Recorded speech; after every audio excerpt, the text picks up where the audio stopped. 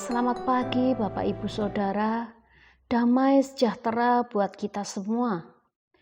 Tema renungan pada pagi hari ini saya beri judul, Berdiri Teguh di Tengah Badai.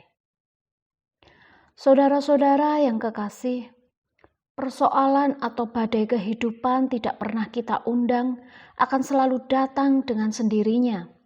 Nah, kita ditantang untuk tetap berdiri teguh di tengah persoalan dunia ini. Jadi pilihannya, kita tetap mau berdiri atau jatuh tergeletak. Kita mau semakin maju atau semakin mundur. Bapak Ibu Saudara, justru di tengah-tengah badai, pekerjaan Tuhan semakin nyata. Kuasa Tuhan semakin besar. Lewat badailah kita akan semakin tinggi, terbang seperti Raja Wali.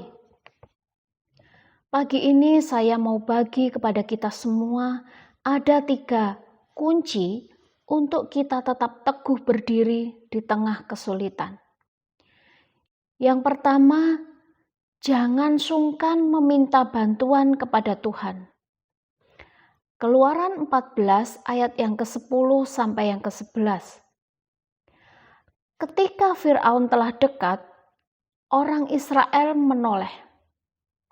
Maka tampaklah orang Mesir bergerak menyusul mereka, lalu sangat ketakutanlah orang Israel, dan mereka berseru-seru kepada Tuhan.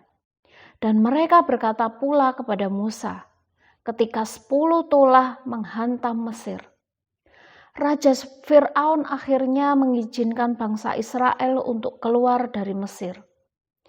Namun ketika rakyat Mesir berkata bahwa rakyat Israel telah pergi meninggalkan negaranya, dan Firaun mulai menggerakkan tentara dan pasukan kudanya untuk mengejar bangsa Israel.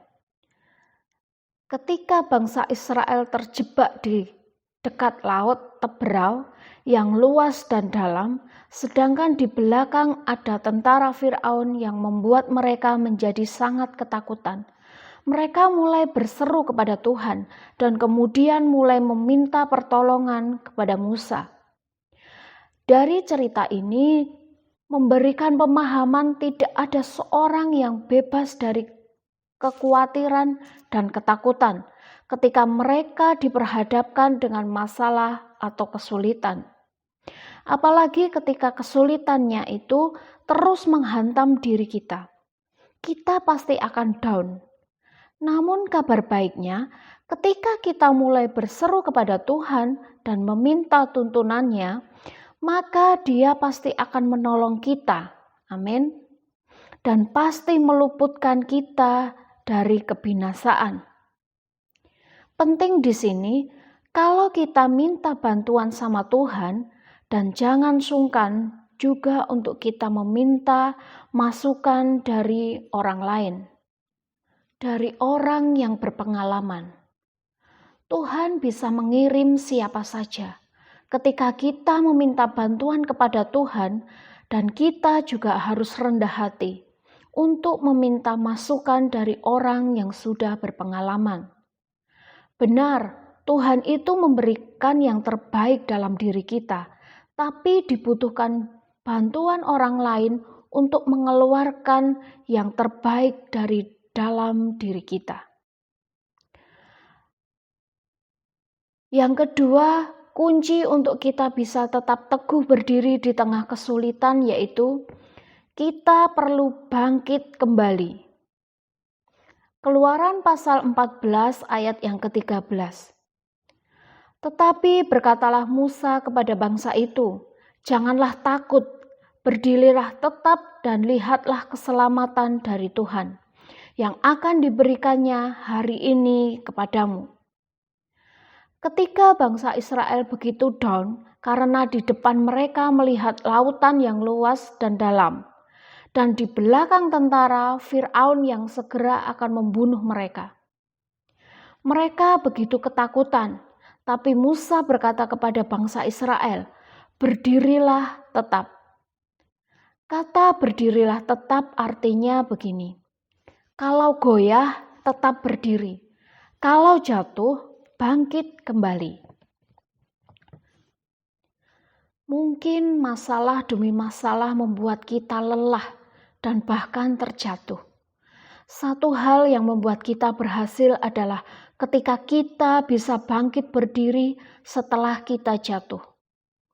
Jadi bukan seberapa dalam kita jatuh, tetapi seberapa kuat kita mau bangkit berdiri ketika kita mulai tergelincir.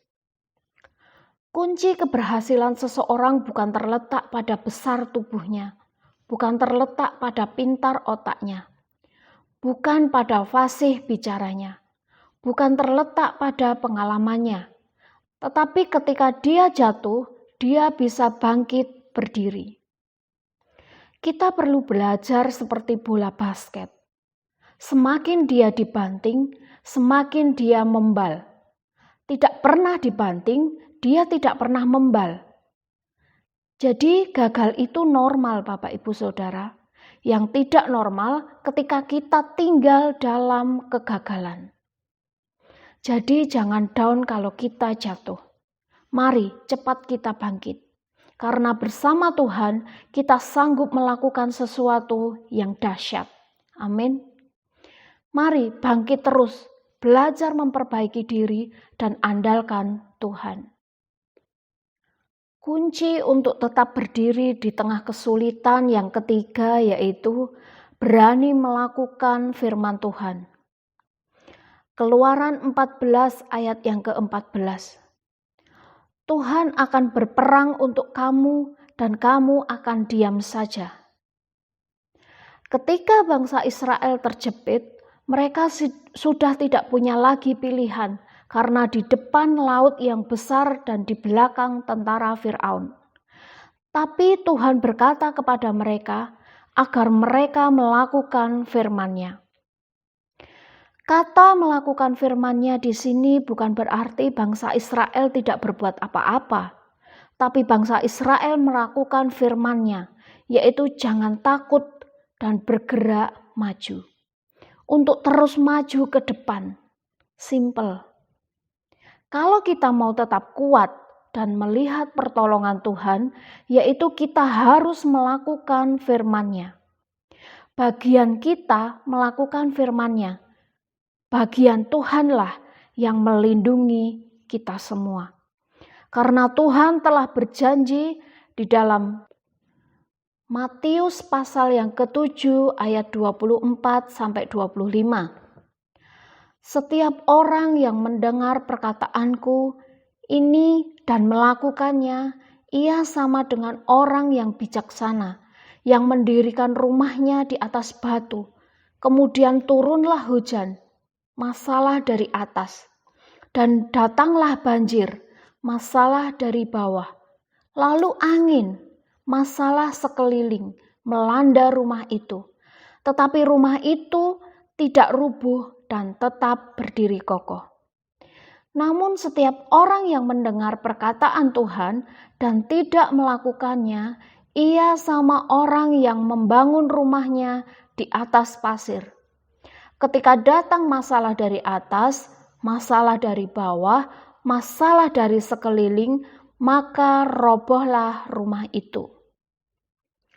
Pastikan bahwa kita membangun kehidupan rumah tangga, bisnis kita, bahkan pelayanan kita di atas batu karang, yaitu menjadi pelaku firman Tuhan. Karena orang yang melakukan firman Tuhan dijamin aman. Tapi orang yang tidak melakukan firman Tuhan mudah tergelincir. Bedanya Adam sama Yesus. Adam tahu firman, tapi tidak melakukannya, maka ia jatuh. Yesus tahu firman, dia melakukannya, maka iblis yang kalah dan lari daripada Yesus. Amin. Saya berdoa bagi setiap kita semua menjadi pelaku-pelaku firman Tuhan. Badai sekeras apapun membuat kita tetap berdiri teguh, sebab Tuhan adalah pelindung kita. Haleluya.